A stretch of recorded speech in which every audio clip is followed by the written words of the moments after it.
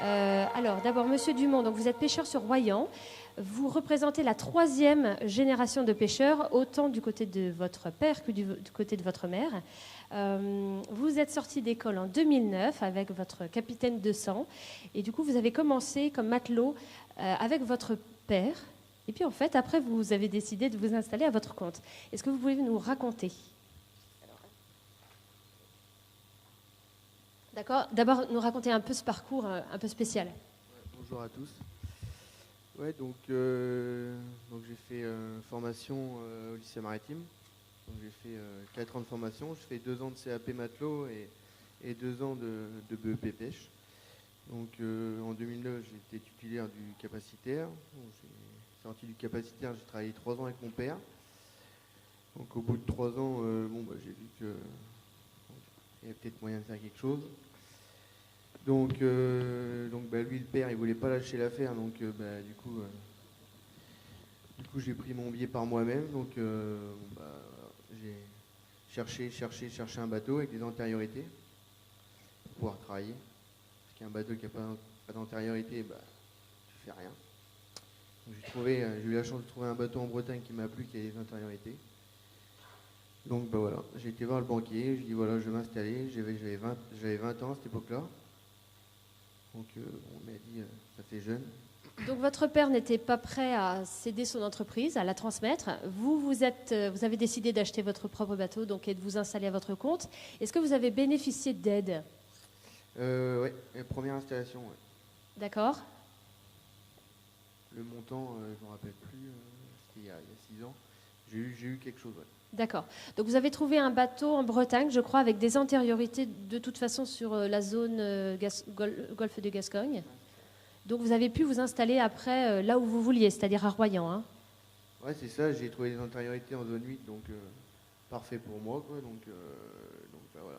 Donc, alors ce que vous disiez, c'est qu'aujourd'hui, c'est indispensable, enfin pour vous, ça a été indispensable de trouver un bateau avec des antériorités pour que ce soit viable finalement. Parce que si c'est hors OP, si on achète un bateau sans ses antériorités, c'est difficile d'en vivre. Hein. Ça, c'était votre critère à vous? Non, déjà au niveau financier, quand tu vas voir le banquier, si tu achètes un bateau et que tu n'as rien avec, il ne va pas forcément te prêter de l'argent. Donc, voilà, quoi. Déjà, la base, elle part de là. Quoi. Donc, moi, j'avais ce qu'il me fallait. Donc, parfait. D'accord. Alors, vous avez fait 2 ans avec ce bateau-là. Et puis après, vous avez décidé de construire un autre bateau. Non, j'ai fait 4 ans avec ce bateau-là. 4 ans et puis, je me suis dit pourquoi pas faire une construction neuve. Donc j'ai fait une demande de PME qui a été acceptée. Donc à ce moment-là, c'était parti. Donc moi j'ai eu la chance de garder mes antériorités parce que le gars qui m'a acheté mon ancien bateau ne l'intéressait pas. Lui il est parti en Normandie faire les bulots, donc 100% de bulot. Donc les antériorités ça l'intéressait pas. Donc ça a mis du temps justement pour trouver le bon acheteur qui ça n'intéressait pas. Sinon, moi, j'aurais pas pu faire la construction neuve si je récupérais pas mes antériorités. C'était long, mais ça a abouti. Vous arriviez au bout d'un chemin avec ce premier bateau. Il fallait vraiment que vous changiez? Non, mais c'était un bateau qui datait de 97, donc il avait déjà fait son temps. Et puis moi, je voulais un bateau plus confortable. Et puis à mon goût, quoi. D'accord. Vous me parliez aussi de licence de pêche à Royan. Ça, ce sont des licences qui sont attachées au bateau, par contre, c'est ça? Il y a Alors, les antériorités, on peut les garder pour un nouveau bateau. Et tout ce qui est vos licences... Alors là, Philippe va nous dire, parce que ça change tellement que je ne veux pas raconter de bêtises. D'accord. Il y a certaines licences qui suivent le bateau et d'autres non. D'accord, ok. Quelques conseils. Est-ce que vous avez des conseils à donner? Il y a plein de jeunes du lycée maritime de La Rochelle ici. Des conseils pour ceux qui veulent s'installer ou reprendre une entreprise. Si vous en aviez 2-3 là à nous donner. Reprendre une entreprise, déjà, il faut être sûr de soi déjà, une chose. Après, On paye l'apprentissage au début, et puis au fil du temps, on apprend, on améliore. Et bon, c'est pas tous les jours facile, faut pas croire. D'accord. Vous me disiez justement que vous avez un matelot qui travaille avec vous et que vous en cherchez un deuxième. Donc il y a du travail. Par contre, effectivement, faut trouver, faut que ça matche bien, comme on dit. Enfin, faut trouver la bonne personne, le bon matelot. C'est pas forcément facile, mais il y a du travail. Et bah, à l'heure d'aujourd'hui, moi pour mon cas, problème d'équipage, il est là, quoi. On est deux jeunes. J'ai un matelot, un copain d'enfance, qui a 26 ans maintenant, ça fait 5 ans et demi qu'il est avec moi, donc je l'ai formé de A à Z, donc il est toujours là, présent, rien à dire. D'ailleurs, je cherche un troisième là pour que lui, il ait le patient capacitaire, pour que de temps en temps, un week-end, on fasse un roulement, ça serait pas mal. Alors d'aujourd'hui, à Royan, les équipages, il n'y en a pas, il n'y a pas de jeunes. Alors, est-ce qu'il y a un problème de formation? Vous dites à Royan, il n'y a pas de jeunes. Est-ce que c'est le cas à la Cotinière? Est-ce que c'est le cas partout? Ou il y a des spécificités qui font qu'à Royan, c'est difficile de trouver des jeunes matelots? À Royan, il y a des jeunes pêcheurs de moins de 30 ans, on est 5. Par contre, au niveau d'équipage, il n'y a pas d'équipage, quoi. Le gars qui a son bateau, le matelot qui aborde un bateau, il n'y a pas de roulement, quoi. S'il a la bonne place, il y reste, quoi. Donc il n'y a pas d'autres demandes, quoi. Donc là, après la Cotinière, je ne sais pas comment ça se passe, j'y suis pas, mais... D'accord, il y a des questions de formation aussi, peut-être par rapport à la pêche que vous faites, non? Qui est la pêche en ligne, pêche de ligne, la pêche en ligne, la pêche de ligne. Non, bah après tout s'apprend, hein, qu'il soit ligneur, chalutier ou filayeur, voilà, tout s'apprend, donc si tu as envie, tu y arrives, quoi. Enfin, il faut juste un petit peu à l'heure d'aujourd'hui, non, on trouve pas de matelots, enfin, on en trouve des matelots, mais ils font une semaine, 15 jours, c'est trop dur, voilà, enfin, la nouvelle génération. D'accord. Si vous avez des questions à poser, allez-y, hein. N'hésitez pas. Je ne sais pas, il y a peut-être des jeunes qui veulent avoir un emploi, par exemple. Demandez-le, c'est le moment. Vous me disiez aussi que vous faites 100% de la vente de votre pêche à la criée. Comme ça vous dégage du temps déjà. Pas aller, et puis, il y a moins de contraintes, hein. Donc ça, c'est un choix. C'est un choix que vous avez fait. Oui, c'est un choix. C'est beaucoup plus simple quand tu fais 10-15 heures de mer, que tu rentres, il faut débarquer la pêche, il faut l'emmener chez soi si on a une chambre froide. Là, c'est beaucoup plus simple. On arrive en crayon, on débarque à la grue, on met dans le frigo, c'est vendu le lendemain, terminé. D'accord, merci. Est-ce que quelqu'un a une question? Attendez, on vous passe un micro. Oui, bonjour à tous, je suis enseignante au lycée maritime aquacole de La Rochelle. Et donc je suis chargée notamment des stages en entreprise. Je ne m'occupe pas spécialement des matelots, mais je m'occupe des ostréiculteurs et des mytiliculteurs, des métiers qui sont quand même proches. Et on se retrouve confronté à un souci. On a des élèves qui sont des jeunes qui sont motivés par ces métiers, il ne faut pas croire, il y en a encore. Mais la loi du travail fait que les jeunes, en gros, ne peuvent pas embarquer. Quand ils ont moins de 18 ans, ils ne peuvent pas embarquer.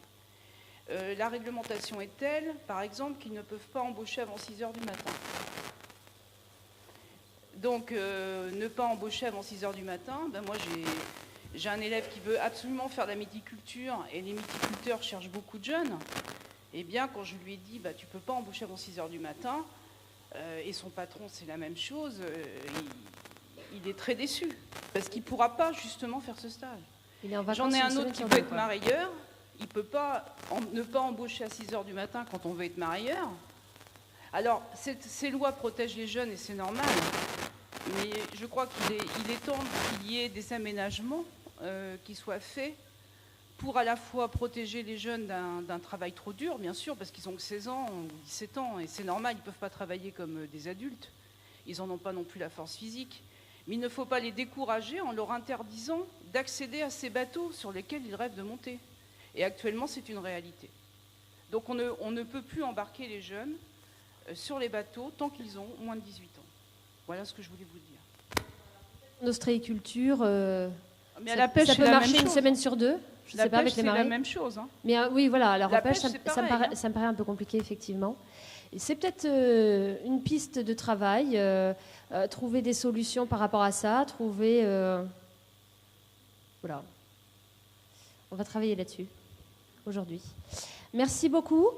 Monsieur Lionel Andrez, alors vous êtes pêcheur à la Cotinière depuis 1984. Vous avez un fils en formation capitaine de sang et un autre en bac pro mécanique des machines. Et surtout, vous êtes coprésident d'Arcogirop, Arcogicop, sur le port de la Cotinière. Alors, est-ce que vous pouvez un peu nous parler de cette structure, nous la présenter et nous dire les avantages de cette structure? Au départ, moi, je venais surtout pour avoir des renseignements, parce que je suis dans le cas contraire. J'ai mes deux fils qui arrivent et je leur transmets le navire. Je leur transmets le navire, alors donc, je cherchais plutôt des renseignements. Enfin, bon, je veux parler d'Arcogicop. Arcogicop, c'est une coopérative d'armement qu'on a créée sous forme de coopérative d'armement. On n'a rien inventé. Il s'est passé le cas d'un marin pêcheur qui vendait son bateau et qui n'avait pas de repreneur. Il y avait les repreneurs, mais après, il n'y avait pas le financement. Enfin, il n'y avait pas l'apport personnel, surtout. Donc, on a créé ça. Il y a la coopérative d'avitaillement, le centre de gestion, l'OP et GE des pêcheurs, dont je suis président, qui on s'est regroupés pour abonder, pour fournir au gras ces 20% d'apport personnel. Alors, on a fait ça sur des petits bateaux, enfin deux petits bateaux. Après, on a racheté, il y avait un gros bateau qui était à vendre. Là, on a racheté le bateau avec l'OP et tout ça parce qu'on voulait garder les quotas. Le patron ne voulait pas prendre de part. On l'a forcé à prendre des parts. On lui a dit, tu prends 10%, tu ne les payes pas, ça sera pris sur le résultat. L'année d'après, il a acheté 30%. L'année d'après, il a acheté 50% et là, il vient de tout racheter. Donc, c'est une façon de faire qui nous a permis de garder les bateaux. Ouais. C'est un vrai appui financier, là. Hein. C'est une vraie aide au aussi. départ, c'est surtout fournir l'apport personnel. C'est ce qui manquait le plus, ce que voulaient les banques toujours et ce qu'avaient pas les jeunes. Et ce qu'auront pas les jeunes. Parce qu'un bateau qui coûte 300 000 euros, 400 000 euros, ou un bateau neuf qui coûte 1,8 million, s'il faut 20% d'apport, c'est pas possible, quoi. D'accord. Est-ce que vous avez des questions par rapport à cette structure? Est-ce que d'autres structures telles que celle-ci existent dans d'autres ports? J'imagine. Oh bah, il y en a au Sable, il y en a en Bretagne, il y en a un peu partout. Hein. Il y a la cave au Sable. D'accord. Après, c'est un outil. Nous, le but, c'est que le jeune, il achète la totalité du bateau. Hein. Oui, Là, voilà. on vient de reprendre un bateau, un patron pêcheur qui a vendu son bateau l'année dernière. On l'a racheté en pleine propriété. On a un jeune patron dessus. On lui a dit, fais tes preuves et tu rachètes tes parts l'année prochaine. D'accord. D'accord. On va passer à vous, Yannick Langinet. Vous êtes conchyliculteur retraité à Dolusse-de-Léron. Et vous avez un parcours un peu spécial, c'est-à-dire que vous êtes d'une famille d'ostréiculteurs, mais vous ne vouliez pas faire ce métier à la base. Et puis finalement, vous y êtes revenu. Expliquez-nous ça, s'il vous plaît. Voilà, donc je suis issu d'une famille d'ostréiculteurs. Je suis le dernier de 6 enfants. Et bon, il s'est passé à une période de ma vie des problèmes. J'ai perdu mon père à 16 ans. Et donc, il a fallu que l'entreprise continue à tourner avec ma mère. Et c'est un de mes frères aînés qui a repris l'entreprise. Moi, à 16 ans, de toute façon, il n'était pas question que je fasse l'ostréiculture. C'était pas mon truc. Donc, j'ai continué mes études jusqu'au bac. Et puis après, il a fallu travailler. Mais entre-temps, il fallait faire son service militaire. Parce que là, je vous parle des années 80 quand même. Et donc, je suis parti à l'armée. J'ai fait 2 ans. J'ai pris un engagement de 18 mois, on pouvait le faire. Je suis parti il y a un peu plus de 2 ans. Donc, avant de partir à l'armée, j'avais fait un peu la pêche pendant 3 mois, 4 mois. Donc, j'avais un fascicule, j'étais inscrit maritime. Donc pour le service militaire, j'avais demandé outre-mer embarqué, et je suis parti donc sur le porte-hélicoptère Jeanne d'Arc pendant 2 ans. Et après ces 2 ans, il fallait retourner à la vie active et gagner sa croûte. Donc au retour de l'armée, j'ai aidé un peu mon frère et ma mère. Ça n'a pas duré longtemps, une petite semaine. Et j'ai eu le contact d'un ostréiculteur qui était proche de l'établissement de la famille, et puis qui cherchait un ouvrier. Et il fallait donc que je gagne ma vie, parce qu'avec ma mère et mon frère, c'était pas le top. Donc j'ai accepté, et ce qui était au départ un job alimentaire est devenu une passion. Et je m'en suis rendu compte très vite. Et donc chez ce patron, j'ai tout appris, parce que je connaissais rien. Et j'y suis resté 5 ans. Et je me suis installé donc en 86. Donc j'ai commencé en 81 et j'ai commencé donc à me renseigner au niveau des stages de formation et tout, donc en 84, fin 84. Et un copain me dit, tiens, il y a un stage qui commence en 85. Et je pense que c'était dans les tout premiers stages, ce qu'on appelait les 200 heures, 216 heures. Je pense qu'il y en a dans le coin qui connaissent. Et donc j'ai fait ce stage et en même temps j'ai commencé à chercher, voir s'il n'y avait pas une entreprise à reprendre. Pas facile, parce qu'à l'époque, la plupart des entreprises ostricoles étaient reprises par les enfants. Et donc, ça n'a pas été évident.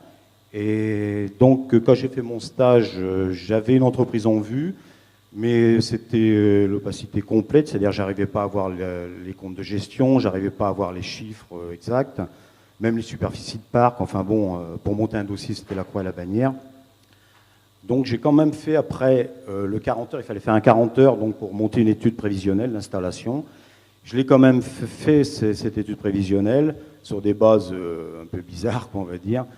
Et donc, 2 mois après, j'ai trouvé une entreprise, pas loin enfin, sur le chenal d'Arceau, hein, pour être exact. J'ai trouvé une entreprise, une petite entreprise d'un monsieur donc, qui partait à la retraite. Bon, le plus dur, c'était de le dire à mon patron, parce que forcément, il était un petit peu déçu que je parte. Et puis donc, j'ai finalisé l'EPI, je suis allé voir les banques, j'ai vu des gens, à l'époque c'était la DASEA, tout ça, donc, qui m'ont aidé à monter les dossiers pour les aides. Il y avait les aides, la DGA, dotation jeune agriculteur. Bon, qu'est-ce qu'il y avait, les prêts GIA aussi, je pense qu'il y a toujours, enfin... Et donc, je me suis installé comme ça. Et ce qui m'intéressait dans l'entreprise, c'est qu'il y avait un numéro sanitaire, parce que ce que je voulais faire, c'était gérer la totalité de l'entreprise, c'est-à-dire de la production jusqu'à la vente. Parce que j'avais connu, par rapport à mes parents, qui étaient seulement éleveurs, donc qui avaient des problèmes pour vendre, les prix qui ne se tenaient pas, enfin bon, tout un tas de problèmes comme ça, vous avez dû entendre parler. Donc ça, c'était important pour moi de gérer la filière entière. Et puis, donc après, je me suis installé, voilà. Et après, j'ai recédé mon entreprise, il y a 2 ans. Je suis tombé sur quelqu'un, sur un jeune fils d'ostriculteur qui avait un diplôme, je crois que c'était un CAP conquilicole, enfin, et passionné comme moi. Donc ça s'est fait rapidement, plus vite que mon installation en fait. Donc le jeune a fait son stage, donc maintenant c'est 1100 heures, enfin bon, ça a duré 1 année. Il a fait le stage donc chez moi, dans l'entreprise. Et puis au départ, il n'était pas venu pour acheter l'entreprise, il était venu pour faire sa formation. Et puis on s'est bien entendu, et puis il a vu que l'entreprise, c'était une petite entreprise, hein, je travaillais qu'avec ma femme, on était 2, puis on avait 2 vendeuses saisonnières.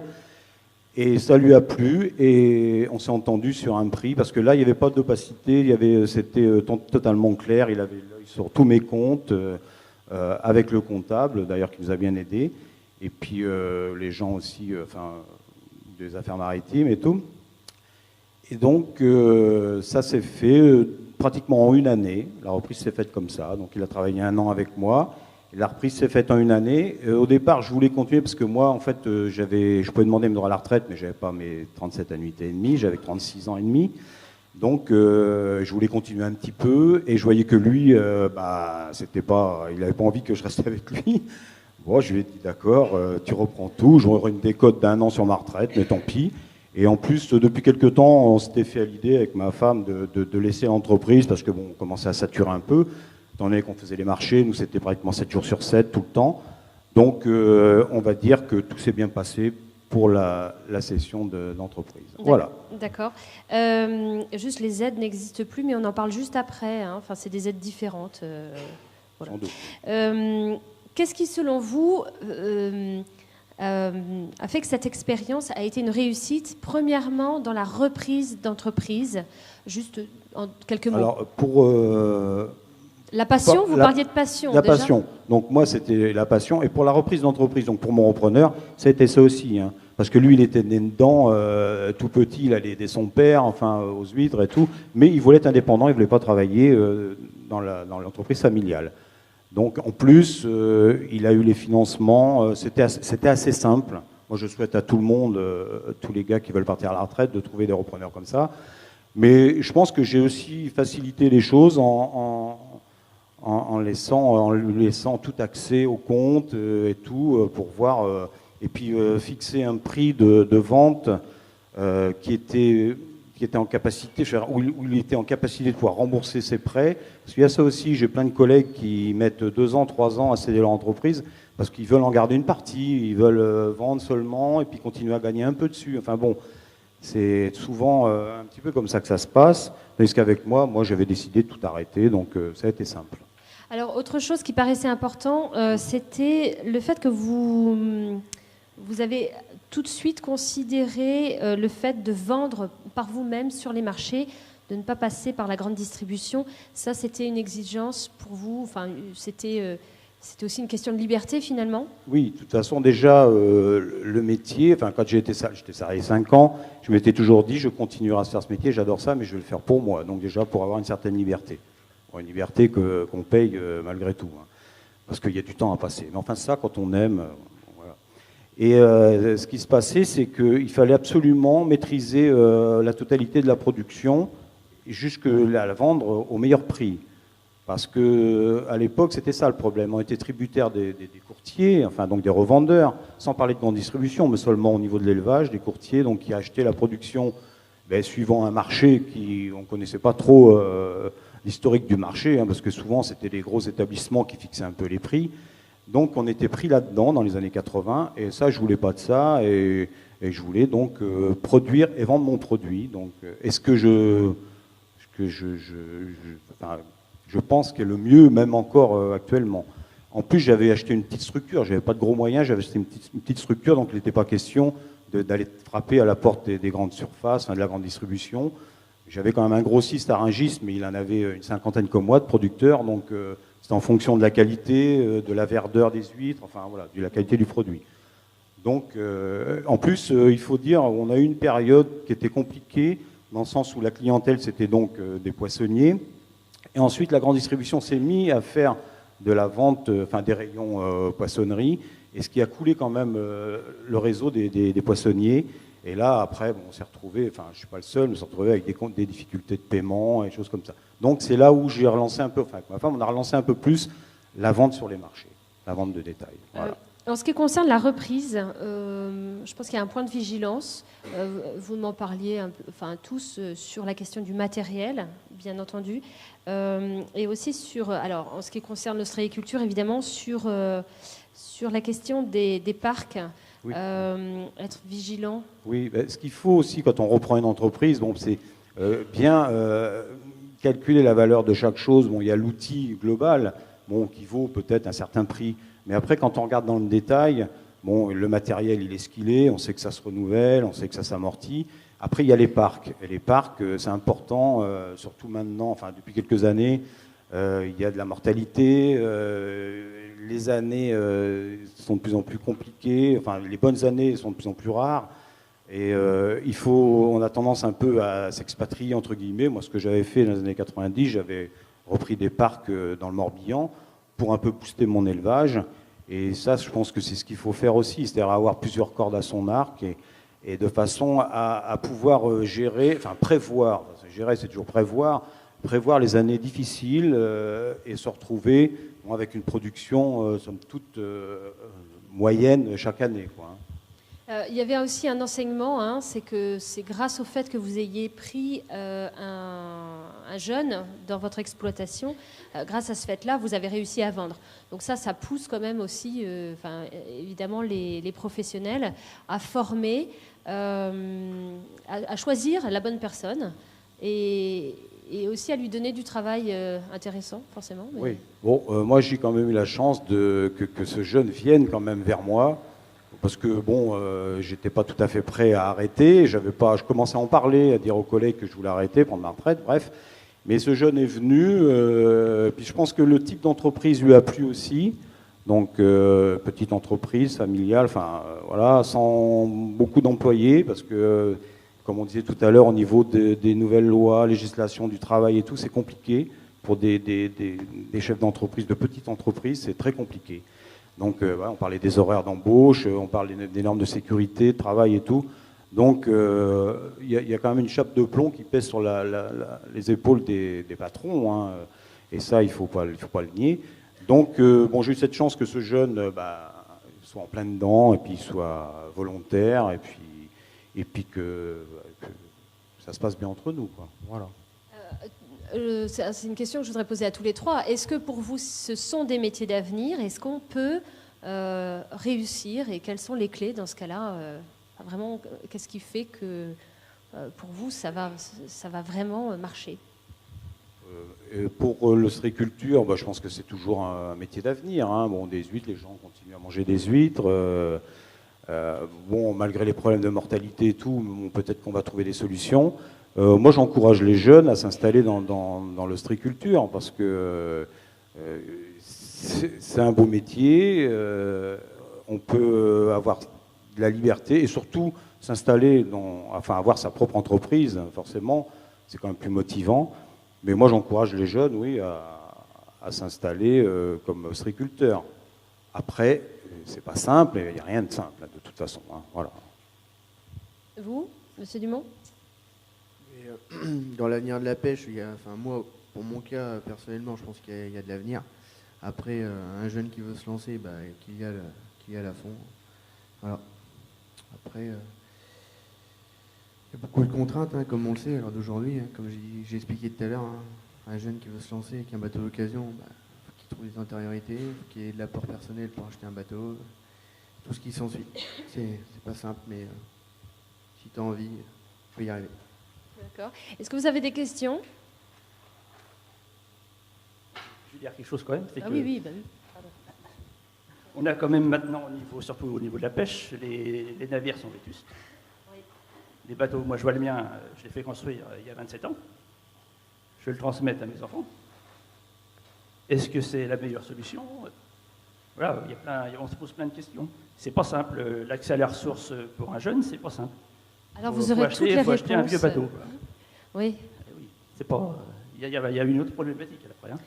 Oui, effectivement. Alors ça, on va en parler un peu plus tard, hein, du financement des navires, notamment avec la région, le FEAMP justement, et puis les fonds d'investissement. C'est cet après-midi. Alors surtout, ne partez pas.